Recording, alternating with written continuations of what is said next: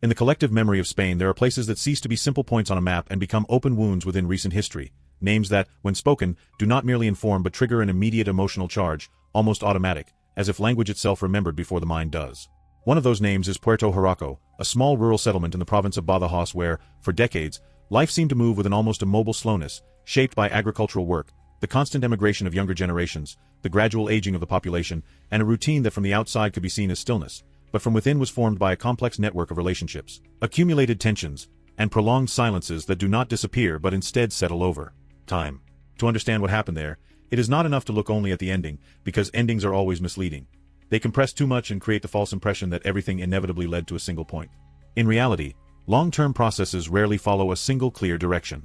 In this case, what we see is the culmination of years of conflict between families, of opposing interpretations of old grievances, and of perceptions of injustice that never found a stable form of resolution. Puerto Hurraco was not an exceptional case within rural Spain at the end of the 20th century. In many ways, it reflected its time.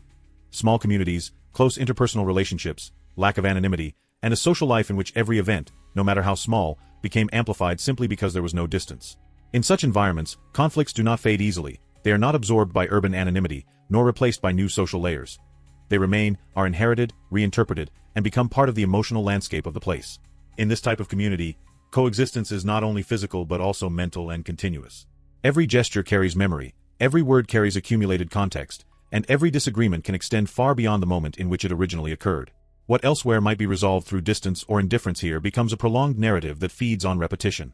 In the specific case of Puerto Hurraco, the conflict between the families involved does not emerge as a sudden outbreak, but rather as a slow progression, almost imperceptible in its early stages, where specific episodes of tension accumulate until they form a rigid emotional structure.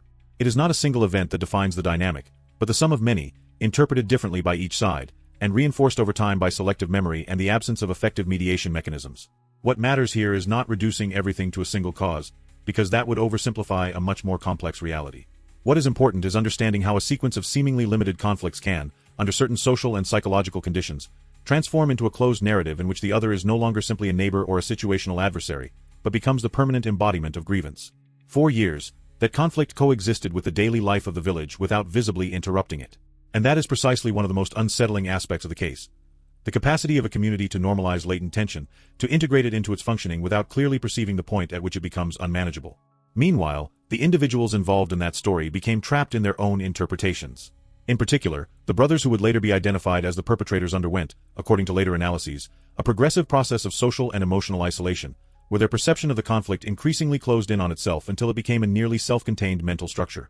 Subsequent psychiatric reports would refer to significant disorders, but beyond clinical diagnosis, what emerges is a process of gradual disconnection from the surrounding environment, where interaction with alternative perspectives diminishes and the internal narrative of grievance becomes increasingly dominant. At that point, reality ceases to be a shared space and begins to fragment into incompatible versions. However, it would be a mistake to attribute the entire phenomenon solely to individual psychology. The case also reveals something broader, related to how social and institutional structures manage prolonged conflicts that do not present immediate signs of urgency. In many rural contexts of the time, such disputes were perceived as private matters, difficult to intervene in without disrupting fragile local balances, which contributed to an inertia that, without direct intention, could allow risky situations to persist. To this is added a fundamental element, the normalization of conflict.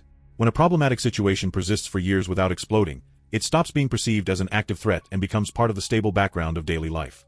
And what becomes familiar tends to lose its capacity to trigger alarm, even when it still contains destructive potential. In that context, the night of August 26, 1990 does not appear as an isolated event, but as the final point of a long trajectory. What is decisive is not only what happens, but the contrast between what happens and the setting in which it happens. That night coincides with local festivities, an environment that reinforces precisely the idea of normality, community, and shared celebration. The village square becomes the center of social life, a space where everyday tensions are temporarily suspended and where coexistence is expressed in its most visible form. Conversations, music, and constant movement of people, festive routines. Everything contributes to a sense of balance that, from within, is perceived as stability. And it is precisely that apparent stability that makes any rupture so psychologically disruptive. When the first shots are fired, the reaction is not immediate in terms of comprehension. Confusion appears first, because the brain tries to fit the unexpected into known patterns. For a few seconds, reality seems not fully formed, as if the event cannot yet be entirely real. But that uncertainty lasts very little. The violence becomes evident, direct, impossible to reinterpret as something else. And at that moment, The square ceases to be a social space and becomes a survival scene. The community, as a structure, breaks down into individuals reacting instinctively to a sudden threat. What follows unfolds in a deceptive temporal scale. Objectively, the attack is brief, but the perception of those experiencing it is completely different. Time becomes distorted, fragmented, expanded. Each second contains too much information to be processed in an orderly way, and memory later retains not a clean sequence, but fragments. Sounds, movements, physical sensations, isolated images. When the violence stops, there is no clear transition back to normality. What appears instead is a void. A silence that is not simply the absence of noise, but the presence of something that cannot yet be named. It is at this point that the event stops being just an incident and begins to become collective trauma. From that point on, the community enters a completely different phase. It is no longer just about reconstructing what happened, but about trying to reconstruct the meaning of what happened, and that difference is fundamental. The first hours are marked by institutional confusion, the arrival of emergency services, the collection of fragmented testimonies, and the urgent need to order a sequence of events that still has no stable form. In parallel, the village also begins to transform from the outside. What was previously a practically invisible place becomes the center of media attention, and that transition adds a second layer of impact, that of being observed while the experience has not yet been fully processed. And here the narrative enters its most sensitive point, because from this moment on it is no longer only about what happened, but about how what happened begins to be interpreted, reconstructed, and turned into public narrative. This transformation of the event into a public story is not neutral, because it changes the very nature of the event itself. What inside the village is still confusion, pain, and fragmented reconstruction, outside is already beginning to become category, example, case. And that distance between lived experience and narrated experience is one of the most important fractures in the entire subsequent history. As the days go by, the judicial investigation begins to order the facts into a coherent sequence. Case files, statements, forensic reconstructions, expert reports. Everything attempts to transform a chaotic episode into a linear structure, where each action has a cause, each movement has an explanation, each decision can be placed within an analytical framework. But even in this effort, an inevitable limitation appears. Extreme violence always leaves behind remnants that do not fully fit into any classification. At the center of this reconstruction are the brothers involved in the attack. Their figure becomes analyzed from multiple perspectives, not only as perpetrators of the events, but as individuals shaped by a complex prior history marked by accumulated conflict, progressive isolation, and an increasingly closed interpretation of reality.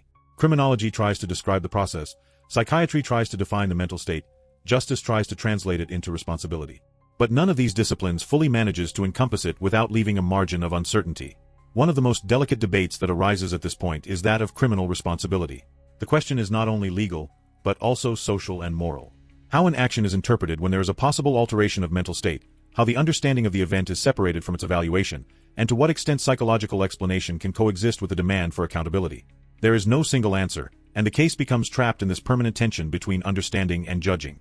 Meanwhile, in Puerto Hurraco, daily life attempts to rebuild itself in parallel to that external process. But internal reconstruction does not follow the logic of reports or legal files. It is more irregular, more uneven, more fragmented. Some people try to return to routine as soon as possible as a form of psychological protection, others remain trapped in the mental repetition of the event, and others oscillate between both positions without finding stability. The memory of the village begins to divide into layers. The first is the before, associated with everyday normality. The second is the during, marked by absolute rupture. And the third is the immediate after, where time seems suspended in an altered continuity. But over the years a fourth layer appears, more complex. That of transformed memory, where lived experience becomes not only experience but also symbol. At that point, Puerto Hurraco ceases to be only a concrete place and becomes also a narrative reference within the social imagination. A case cited in analyses, in studies of rural violence, in debates about institutional failure and prolonged conflict dynamics. But this external transformation coexists with an internal reality that does not disappear, that of a village where life continues, even if under a persistent memory that does not integrate in a uniform way. Days return to their habitual structure, spaces recover their daily function, but the perception of the environment is no longer the same. Places that were once neutral become associated with what happened. People who were once simply part of the social fabric become linked to a history that reorganizes their meaning within the community. And that change does not reverse over time, it only reconfigures. One of the less visible elements of this type of tragedy is its generational impact. Those who were children at the time of the events, or who were born afterwards, do not always have a direct memory of them, but they grow up within an environment where the story is constantly present, even if not always explicitly.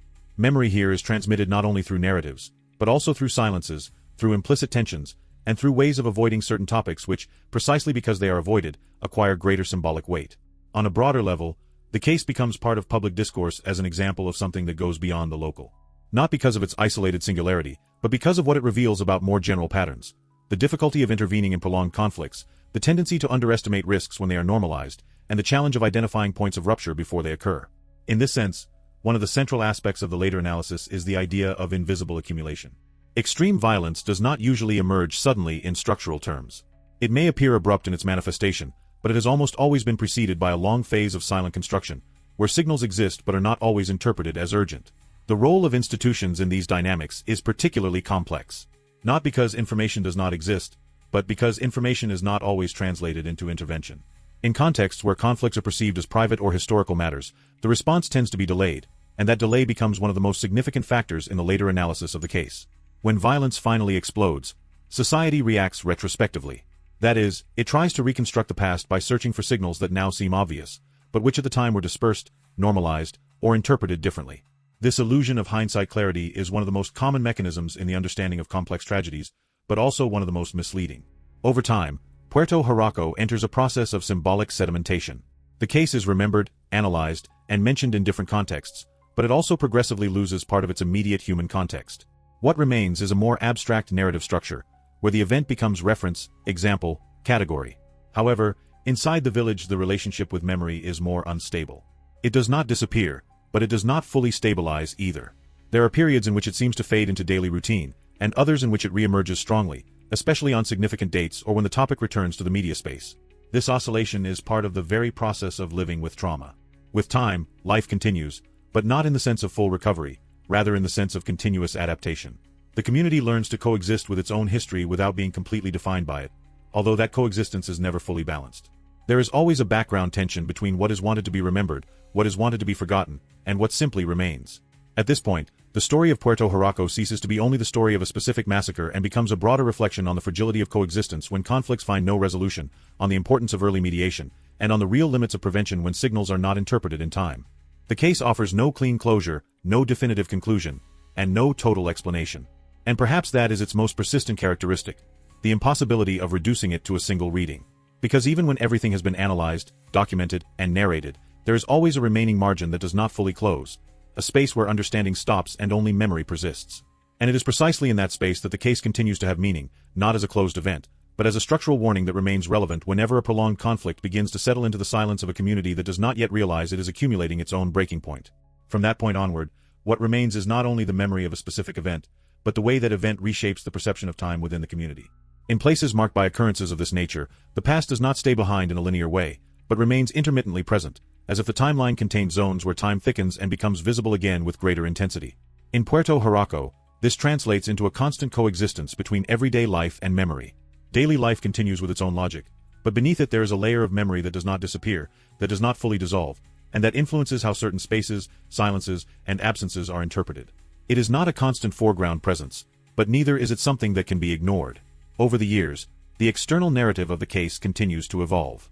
It becomes study material, media reference, and recurring example in analyses of rural violence, extreme family conflict, and institutional prevention failures. But this transformation into an object of analysis has an inevitable side effect: the progressive simplification of a reality that was originally much more chaotic, ambiguous, and resistant to clear categorization. Because when a case becomes a reference, it risks losing its human texture. It shifts from being a sum of concrete lives shaped by prolonged conflict into a structured explanation. And although that structure is useful for understanding patterns, it is not always sufficient to capture the totality of what was experienced. Inside the village, however, the relationship with memory is not organized into categories but into sensations. There is no clear separation between the historical and the everyday. Both layers coexist in a superimposed way, and this overlap turns memory into something that does not function as a closed archive, but as a living system that activates at certain moments and remains latent at others. There is something especially significant in how places retain meaning from what happened in them. Not because spaces have memory in a literal sense, but because human experience naturally links intense events to specific physical coordinates. In that way, the environment becomes an emotional map, where certain points stop being neutral and become charged with significance. And that charge does not disappear with time. It can fade, it can integrate, it can transform into something more abstract, but it is rarely erased completely. In this sense, time does not eliminate impact, it reorganizes it. One of the most complex aspects of the case, seen in a broader perspective, is the coexistence of multiple interpretations that never fully converge. For the justice system, it is a fact that must be translated into responsibility and legal categories. For psychology, it is a process explained through mental and behavioral dynamics. For society, it is an event integrated into a broader narrative about violence and prevention. And for the local community, it is a lived experience that cannot be separated from its own collective biography. These four perspectives do not exclude each other, but neither do they fully merge. They remain parallel, sometimes coinciding, sometimes diverging significantly. And this lack of full convergence is part of why the case continues to attract attention decades later. Over time, initial media attention fades, as it does with most major events. But what does not disappear is the structural imprint it leaves on the way certain phenomena are understood. Puerto Hurraco becomes part of a set of references used to explain how prolonged conflicts can escalate in contexts where intervention arrives too late or lacks sufficient depth. However, even within this explanatory use, there is a constant risk of distortion, reducing a complex reality to an overly simple lesson. This risk is especially relevant in cases where the accumulation of factors is as important as the final outcome. Because if this case shows anything clearly, it is that there is no single causal line. There is no single point of origin, no single moment of rupture, and no single decisive variable. What exists is a network of conditions that, over a prolonged period, interact until they generate a scenario in which tension no longer has an outlet. In that sense, the idea of inevitability is misleading. Not because what happened could not have been prevented in general terms, but because none of the individual signals, taken alone, were sufficient to predict the outcome with precision. It is the accumulation, interaction, and lack of effective intervention that ultimately shape the result. Meanwhile, life in the village continues. And that continuity is, in itself, one of the most difficult aspects to understand from the outside. There is no total break between before and after in practical terms, even if there is in emotional and symbolic terms. Life does not stop, but it does not return exactly to its starting point either. Over the years, new generations grow up in an environment where the event already belongs more to historical memory than to lived experience. But that does not mean it is absent. It means its presence has changed form. It is no longer a lived event, but a story embedded in context. In that process of transmission, memory changes shape. It becomes more stable in some aspects and more diffuse in others. It loses direct emotional intensity, but gains the ability to be integrated into the collective narrative. And that transformation is inevitable in any community that coexists for decades with an event of this kind. On a broader level, the case continues to function as an uncomfortable reminder of something that is not always easy to accept, that unresolved prolonged conflicts do not disappear on their own, but can evolve in unpredictable ways if there is no intervention at the right moments. And that perceived stability does not always equal real safety. That difference between apparent stability and actual stability is one of the most important points in the later analysis. Because many of the signals that, in hindsight, seem obvious were, at the time, embedded in everyday life, and therefore did not trigger the same level of alert. Over time, Puerto Hurraco ceases to be only a specific case and becomes a conceptual reference. But even that transformation does not exhaust it, because there is always a remainder that cannot be reduced to a framework. A human, contextual, and emotional component that resists full abstraction.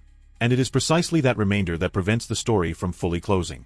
Because even though the facts are documented, interpreted, and analyzed, the experience of what happened continues to generate questions that do not find a definitive answer. Ultimately, what remains is not a closed conclusion but a continuity of meaning. A story that continues to be used to understand others, but that at the same time continues to resist being fully contained within a single explanation. And it is precisely in that margin of uncertainty where the case still makes sense today, not as a closed event, but as a structural warning that remains active whenever a prolonged conflict settles again into the silence of a community that has not yet recognized its own accumulation of risk. From that point onward, the case has been layered into different levels of interpretation. First as news, then as judicial analysis, later as sociological study, and finally as a cultural reference within broader discourse on rural violence in Spain. But in each of these layers something is lost, because temporal distance helps to clarify mechanisms while also diluting the direct human experience of the event. Inside the village, however, life continued in a much less abstract way, without categories or external interpretations, only through daily coexistence with a memory that does not disappear but integrates unevenly into routine, sometimes visible and sometimes submerged, but always present as an emotional background shaping the relationship with space itself. Later generations grew up within this dual reality. The present of everyday life and the inherited past, without having directly experienced the violence, but absorbing its symbolic consequences through family silences, fragmented comments, and the way certain topics are simply not mentioned, which is also a form of memory transmission, even if not verbal. And this is especially important because it shows that the story of Puerto Hurraco does not end with the events themselves, but continues in the way those events reorganize the lives of those who come later, even those who were not there but inhabit the same social space. In parallel, at an institutional and academic level, the case gradually became established as a paradigmatic example of a conflict not addressed in time, where the accumulation of dispersed signals, the perception of low urgency, and the classification of the problem as private contributed to delaying any effective structural response. But even this interpretation, although useful, cannot fully encompass the phenomenon, because there remains a core of uncertainty that cannot be completely resolved through external analysis, and that core relates to the gradual transformation of the perception of the other into a fixed, closed, and absolute figure within a prolonged conflict narrative. Over time, the case also began to function as an uncomfortable mirror for reflecting on the limits of social prevention, because it raises a difficult question: how to intervene in dynamics that have not yet exploded, but already contain all the elements necessary for it. And that question does not have a single answer, because any early intervention in cases of this kind involves tensions between respect for privacy, the ability to detect risk, and the real limits of institutional systems, especially in rural contexts where social density makes everything more visible and at the same time harder to intervene in without disrupting local balances. On a human level, what remains constant across all interpretations is the idea of accumulation, not as a single moment, but as a slow process in which small unresolved tensions build an increasingly rigid internal structure, until that structure stops being flexible and becomes a closed system of interpreting the world. And at that point, any external event is no longer interpreted as an isolated fact, but is absorbed into that pre-existing structure, reinforcing it rather than challenging it, which progressively reduces the possibility of mediation or change. This dynamic is one of the key elements in understanding why certain conflicts are not resolved over time, but instead become consolidated, even when they do not appear to be active on the surface. All of this leads Puerto Hurraco to be fixed not only as a historical event, but as a borderline case in the study of social violence, where psychological, social, and institutional factors converge in a combination that does not produce a strictly inevitable outcome, but does produce one that, in hindsight, appears progressively more likely. And yet, even after all the interpretations, explanations, and reconstructions, the case continues to resist a fully closed reading, because there is always a remaining margin where analysis stops and uncertainty begins. That margin is precisely what keeps interest in the case alive, not through spectacle, but through the difficulty of fully closing its meaning. Because what happened in Puerto Hurraco is not only a story of the past, but also a structural warning about how conflicts can grow in silence until they reach a point of irreversible rupture when there are not enough mechanisms for detection, mediation, and early response. And it is at that point where the story stops being only a narrative about a specific place and becomes a broader reflection on the fragility of human coexistence when time, habit, and inertia replace intervention. Here the narrative closes, not as a definitive conclusion, but as a memory that remains active, because whenever similar conditions are repeated in other places, other conflicts, and other communities, the echo of what happened reappears as a reminder that none of this belongs only to the past, but also to possibility. And in that possibility is where the case continues to live. And that possibility is precisely what makes these kinds of stories not merely read as closed accounts of the past, but as living structures that continue to interact with the present, because every society has its own blind spots, its own ways of normalizing what should not be normalized, and its own response times to signals that, in hindsight, appear obvious but in real time dissolve into routine. In the case of Puerto Hurraco, that dissolution is one of the most unsettling elements, because it is not a matter of complete absence of information, but of scattered, fragmented information, interpreted as part of old conflicts that had progressively lost their capacity to trigger immediate response.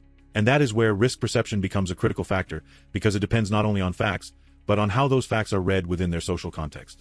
Over time, this story has also served to illustrate something deeper about the nature of collective memory. Memory does not function as a static archive, but as a dynamic process that is constantly rewritten according to new sensitivities, new interpretations, and new social needs, which means that the meaning of the same event can change even if the facts do not. And in that constant process of reinterpretation, Puerto Hurraco has acquired different layers of meaning, from initial shock to structural analysis, from reflections on mental health to debates about institutional intervention, and broader discussions about coexistence in rural environments where proximity and permanence can intensify both bonds and conflicts. But even with all those layers, there remains a core that is never fully resolved, because there is a fundamental difference between understanding a process and exhausting its meaning, and this case sits precisely at that boundary where comprehension advances but never fully closes the experience. On a human level, what is most difficult to integrate is not only violence itself, but the rupture of the idea of prior normality, because everyday spaces, familiar places, and shared routines cease to be neutral once they are associated with an extreme event, and that transformation does not disappear with time, but is reshaped differently in each person. In some cases it becomes silence, in others repeated narration, in others emotional distance, but in all of them a trace remains that is not fully erased, because traumatic memory does not behave like ordinary recollection, but like an intermittent presence that reappears in specific moments, especially when external context reactivates similar associations.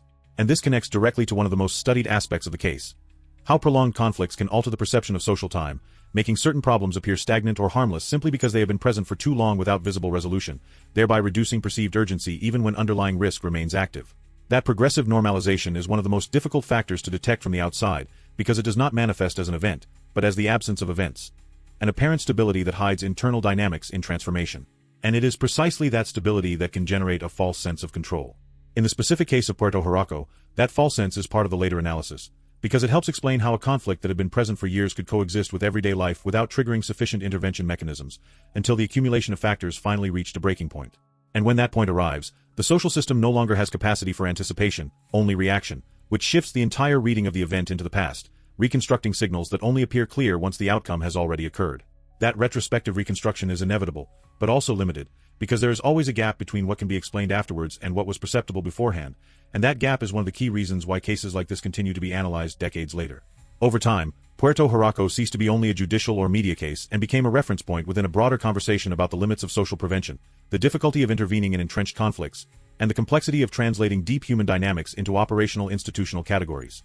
And in that transition, the story moved away from the concrete event without losing its connection to it, becoming a recurring example used whenever one tries to explain how small unresolved tensions can evolve in contexts where there are insufficient mechanisms for mediation or containment. But even at this level of analysis, there remains an element that resists any definitive closure, and that is the irreducible human dimension of the case.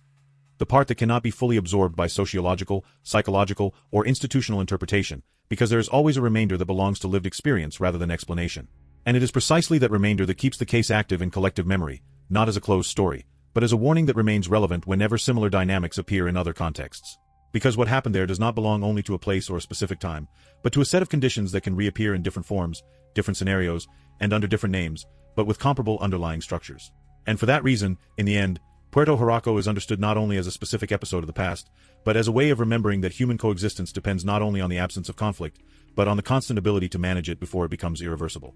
And ultimately, what remains is not a closed conclusion or a definitive explanation, but a more uncomfortable and more realistic sense.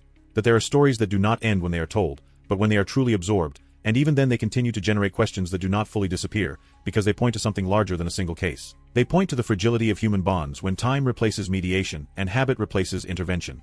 Puerto Hurraco thus remains, not as a fixed image in the past, but as a kind of echo that crosses different layers of collective memory, sometimes louder, sometimes softer, but always present in the background whenever conflicts are discussed that grow in silence until they can no longer be contained within the limits of everyday life.